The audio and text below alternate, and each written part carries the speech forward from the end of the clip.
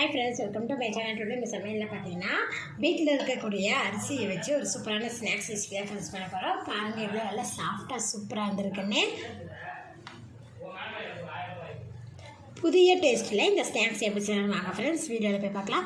வீடியோக்குள்ளே போகிறது இருக்கீங்க அப்படின்னா சொல்லுங்கள், சப்ஸ்கிரைப் பண்ணிக்கலன்னா சப்ஸ்கிரைப் பண்ணிக்கோங்க. பக்கத்தில் இருக்கிற பெல் பட்டனை ப்ரெஸ் பண்ணுங்கள். வீடியோவை ஸ்கிப் பண்ணாமல் பாருங்கள்.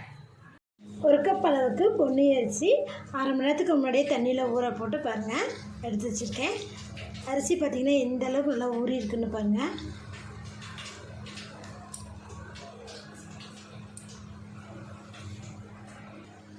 மிக்ஸி ஜாரில் நம்ம ஊற வச்சுருக்கிற அரிசியை சேர்த்துக்கலாம்.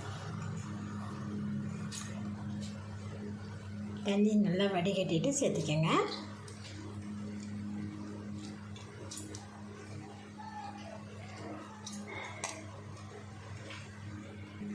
இது கூட பார்த்திங்கன்னா 4 ஏலக்காய் எடுத்துருக்கேன், அது இதில் சேர்த்துக்கலாம்.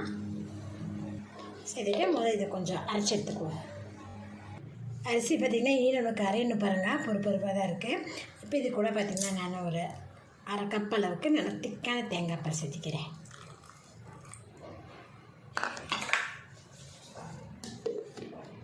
தேங்காய் பால் சேர்த்து நல்லா பேஸ்ட்டு அரைச்சி எடுத்துட்டேன். இப்போ இது கூட பார்த்திங்கன்னா நான்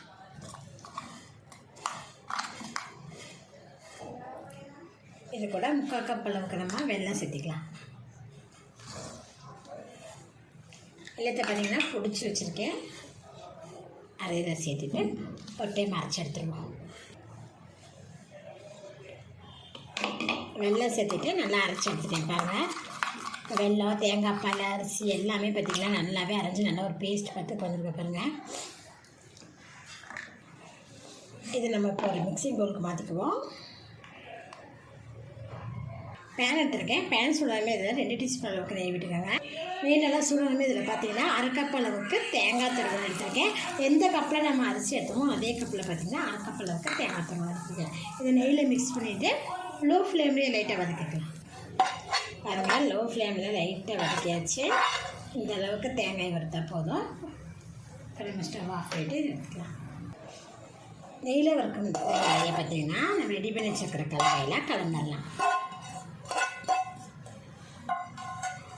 இது கூடவே பார்த்திங்கன்னா ஒரு பிஞ்ச் அளவுக்கு சால்ட்டு, தேங்காயும் சால்ட்டும் சேர்த்துட்டு இது நல்லா மிக்ஸ் பண்ணி விட்டுருவோம்.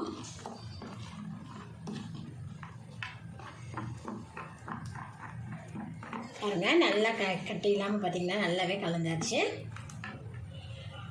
இப்போ நான் பார்த்திங்கன்னா கேக் பேனில் பார்த்திங்கன்னா நெய் அப்ளை பண்ணி எடுத்து வச்சுருக்கேன். இப்போ இதில் நம்ம இதை ட்ரான்ஸ்ஃபர் பண்ணிடலாம். நெய் வேணாலும் நீங்கள் தேங்காய் எண்ணெய் கூட யூஸ் பண்ணிக்கலாம். இட்லி பாத்திரத்தில் பார்த்திங்கன்னா தண்ணி ஊற்றி வச்சுருந்தேன். தண்ணி பார்த்திங்கன்னா நல்லா காஞ்சதுமே அதில் பார்த்திங்கன்னா ஒரு ஸ்டாண்டு வச்சுட்டேன். அதெல்லாம் நம்ம ரெடி பண்ணி வச்சுருக்கிறேன் சேர்த்துக்கலாம். இதுக்கு மேலே ஒரு மூடி போட்டுருக்கேன். போட்டுட்டு இதை பார்த்திங்கன்னா அரை மணி நேரம் ஆவியில் குக் பண்ணிக்கலாம். நான் பார்த்திங்கன்னா அரை மணி நேரத்துக்கு மேலேயே, அதாவது 3/4 மணி நேரம் பார்த்திங்கன்னா குக் பண்ணிட்டேன். ஏன்னா அரிசி நம்ம அரைச்சி ஊற்றிருக்கோம், அதனால் அது வேகிறதுக்கு பார்த்திங்கன்னா கொஞ்சம் லேட் ஆகுது. இப்போ நம்ம இதை மூடி ஓப்பன் பண்ணி பார்க்கலாம்.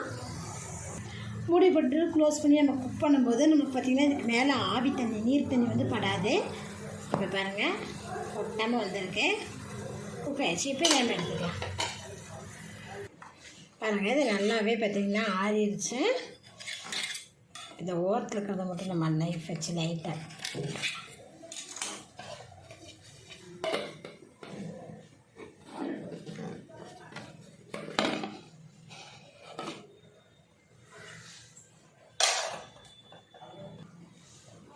பார்த்திங்கன்னா வீட்டில் நம்ம சாப்பாடு அரிசி வச்சே பார்த்திங்கன்னா ஒரு சூப்பரான ஸ்நாக்ஸ் பண்ணியிருக்கோம் பாருங்கள். தேங்காய் பால், வெல்லம் எல்லாம் சேர்த்து ஒரு அருமையான ஸ்நாக்ஸ் பண்ணியிருக்கோம் ஃப்ரெண்ட்ஸ். பாருங்கள், ரொம்ப நல்லா சூப்பராக வந்திருக்கு. நீங்களும் இது போல் ட்ரை பண்ணி பாருங்கள். வீட்டில் இருக்கிறவங்களுக்கு இது போல் செஞ்சு கொடுங்க. இந்த வீடியோ பிடிச்சினா லைக் பண்ணுங்கள், மறக்காமல் ஆன்லைன் செஞ்சால் சப்ஸ்கிரைப் பண்ணிக்கோங்க. நன்றி.